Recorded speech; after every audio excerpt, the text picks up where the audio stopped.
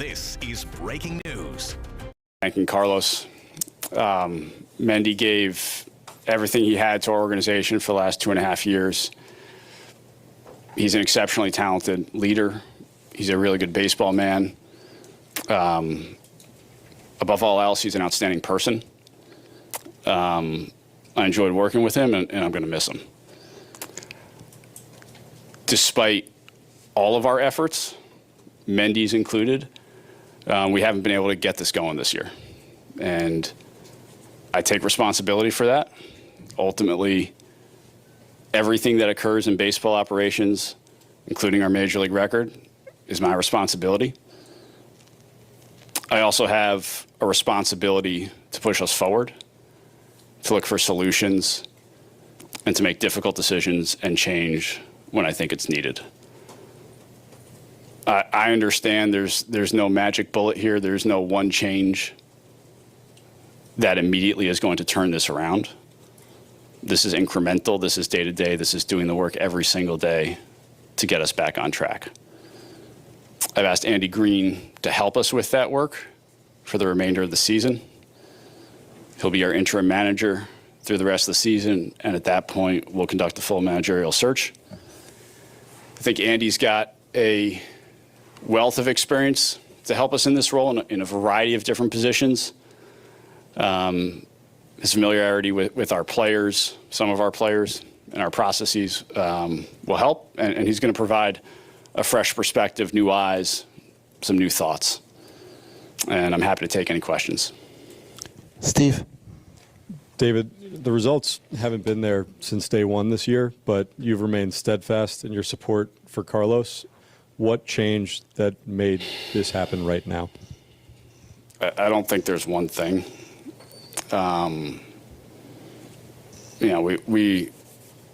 We were steadfast in our support for Carlos. I was steadfast in my support for Carlos because we believed in Carlos. And we believed that collectively, with him helping us lead this, we were going to turn it around. And we haven't. And in some cases, it's gotten worse. And when that happens, at some point, you got to make a change. So there's not one moment or one thing or one observation, but it was time. And so we did this. You can correct me if I'm wrong, but it seems as though you're pretty emotional about this. Just what are you feeling on a personal level that's leading to that right now? Look, in these roles, you're a partner with the manager. Carlos and I spoke almost every day for the last 2.5 years. So these are very difficult decisions. I have a ton of respect for him. At the same time, this is my job, and I have a responsibility in the best of my ability and the best of my judgment to lead the organization. That includes making difficult decisions. It includes making change when change is needed. In my estimation, our estimation, change is needed right now. You, last one from me. You had also said that ultimately it falls on you, the record. You remade this entire team this offseason. You were very confident in what it could do. As you have evaluated what's happened, where do you think your initial projections and thoughts fell short? Yeah, I think that evaluation is ongoing and will continue to be ongoing. Clearly, we've fallen short. I still have confidence in the talent that's in our room. I believe in the talent that's in our room. But belief on its own does not lead to results, and I understand that. We need better play.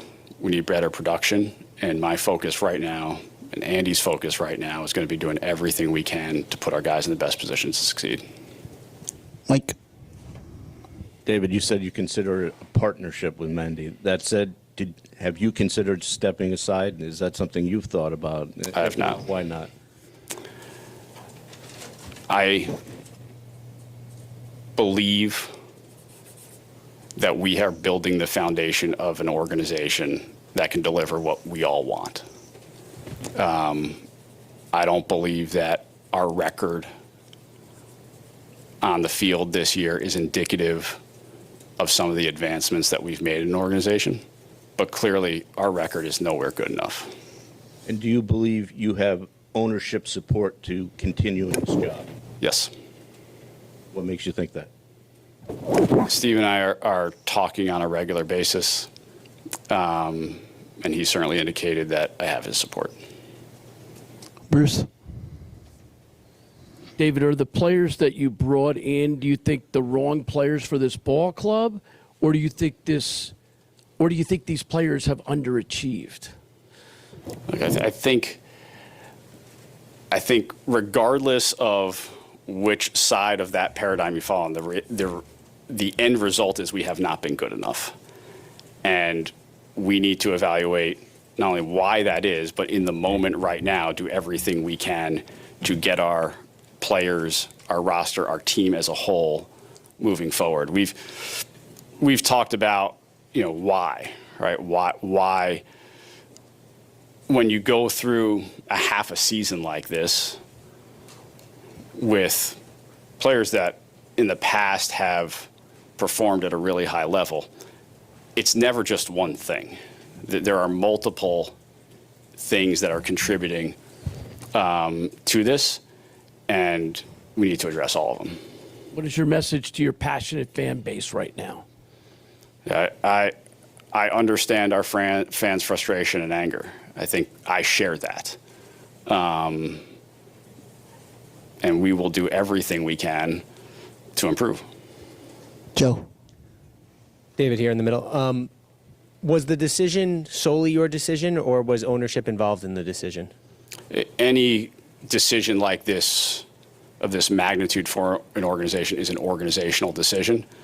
And we were aligned that this was the right thing to do. And why should fans have confidence in you, because you mentioned the team's current performance, to be able to help turn this around? Yeah, I understand fan skepticism. If I were sitting in the fan seat, I would share that. From my perspective, what I can do and what I will do is, for as long as I'm sitting in this seat, work as hard as I can with the people around me to do everything we can to push this organization forward. And I think we're going to be able to do that. Laura. Just given last year's collapse, the reconstruction of the roster and the new coaching staff, do you personally feel that you put Carlos Mendoza in a position to succeed this season? I think when you look at our record right now, this is not where we want to be. We all came into the season believing we were going to have a better year. I thought we were going to have a better year. Our players thought we were going to have a better year. Certainly Mendy thought we were going to have a better year. We haven't. And just in terms of like the last calendar year, how much of those failures do you put on Carlos Mendoza? This is never on one person. Certainly not all on Carlos. As I said, I take responsibility for our record on the field. I take responsibility for the entirety of our baseball operations group. Chelsea. You had kind of talked about believing in the talent and trying to get things started to put guys in position to succeed. When you look at where you are now, are you thinking about still kind of trying to turn this around in the immediate future, or how much of this switch can we take as a signal that you're kind of thinking longer term? I understand we have a uphill battle ahead of us this year, but we're not turning the page. We all remain very focused on doing everything we can to win as many games this year, while recognizing where we are in the standings. Abby. Do you think that Andy Green's going to be able to get more from these players than what they've already given this year? And why is he the guy who can get more out of them? In what ways can he? I think sometimes a new voice, a new perspective, a new view helps. And sometimes it's really difficult to explain why or how. But at this point, it was time to try. I think Andy, just by virtue of his experiences, both before he got here and during his time with the Mets, is going to bring something a little bit different. And I think for us, it was time to try something a little different. Disha. Just how was this news delivered to the clubhouse, and how did they handle it? Yeah, I called a number of our players. We had a couple of other senior executives call some players, and then we just held a team meeting. Our players loved Mendy, and Mendy deserved to be loved.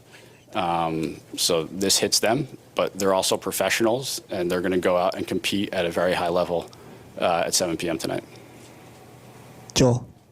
I appreciate you said it's a organizational decision, but did Steve come to you to fire Mendy, or did you go to him? I'm not going to get into the specifics of Steve and my conversations. We talk pretty much every day about the performance of our team, and we came to the decision that this was the right move. And is it particularly tough to do this because there is a chance, a pretty strong chance, you're playing for the future at some point this year? You are removing your farm director to do this job. That dynamic, how tough was it? Yeah, I think we have confidence in the executives who are leading our organization.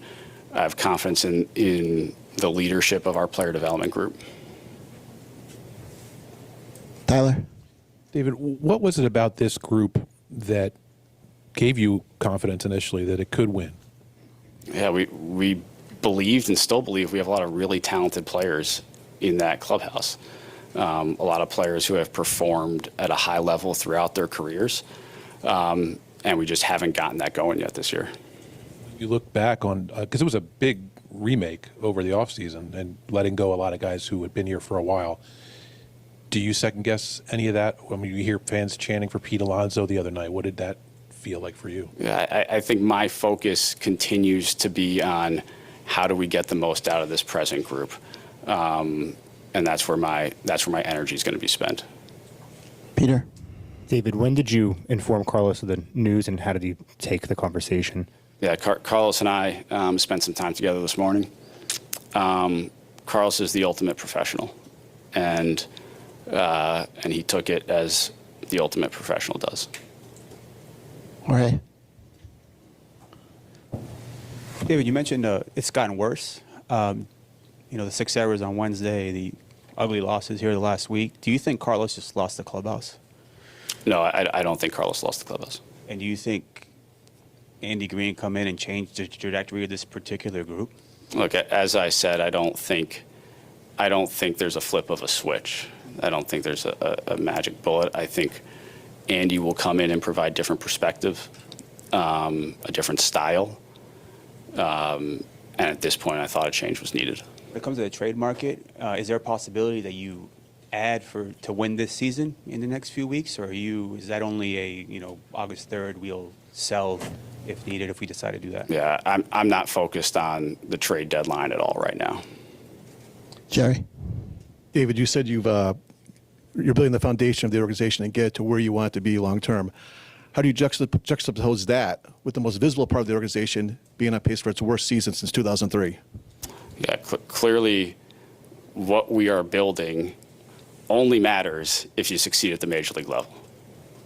The major league level is what matters. Wins and losses at the major league level at the end of the day is what this is all about. That's why I'm here, and we need to get better there. Gary. David, you not only made a lot of changes with your players in the offseason, but you basically revamped your entire coaching staff. Do you think that the lack of continuity has had anything to do with the performance of the team? I certainly think it's possible. I think it's possible. As I said before, I think when you have a first half like this, you play like this for a prolonged stretch, it's never just one thing. It's probably a variety of things, and that is possible. Roger. David, I'm asking because I didn't really feel like we got a very clear answer earlier. In what ways do you think that Mendoza was given the right thing, put in the right position to succeed? Yeah, I think we all felt as though we had a talented team coming into this year. I still feel we have a talented team, and we haven't played well enough. I would certainly admit that. I think Mendy would admit that as well. Joel. David, two things are possible. You're calling Andy Green an interim. Is he in play for the job? Is he auditioning right now? No. Andy will return to the front office following this year. And do you have any feel right now off of what you saw out of Mendy and having gone through a cycle in New York, qualities that you think you want to emphasize in whoever does take this job next? I'm not going to speculate on that right now. Jerry. David, this is the third managerial change of the year. Philadelphia had some immediate success. Boston did not. Do you feel like you should have made this move sooner? As I said before, we had faith in Mendy. We had faith collectively that we were going to turn this around. We haven't, and it got to the point where we felt as though a change was necessary. Last one, Mike. David, Mendy's first year, you guys go to the NLCS. He's a finalist for manager of the year. You and many people in baseball, really extolled his virtues and, lauded him for the job he did. Last June, you guys have the best record in baseball. I mean, could you have fathomed, a year later, just slightly more than a year later, this, being where you're at right now, and he's not in that seat anymore? Yeah, I would say I'd still extol Mendy's virtues,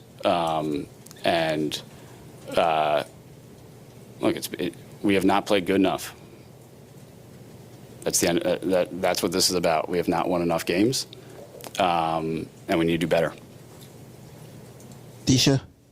Just given the roster construction, you taking responsibility for it, do you feel like you have blind spots in this role, and do you think you'll look for a GM potentially to help that over the offseason in addition to the managerial search? I think we are always evaluating how we can get better as a front office that's inclusive of personnel additions, process modifications, and so I'm not going to close the door on anything.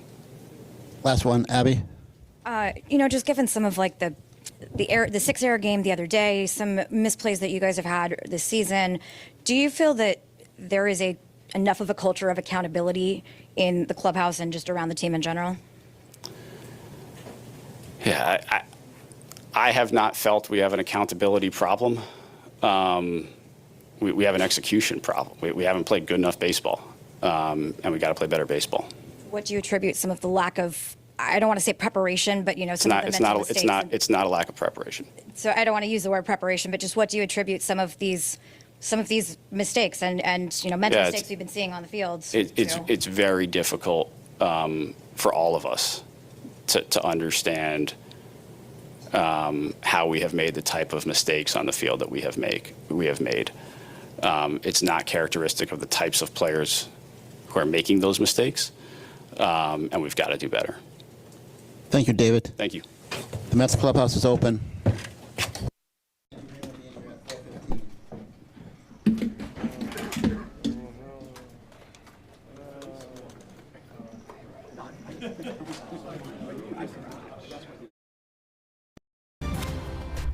This has been breaking news.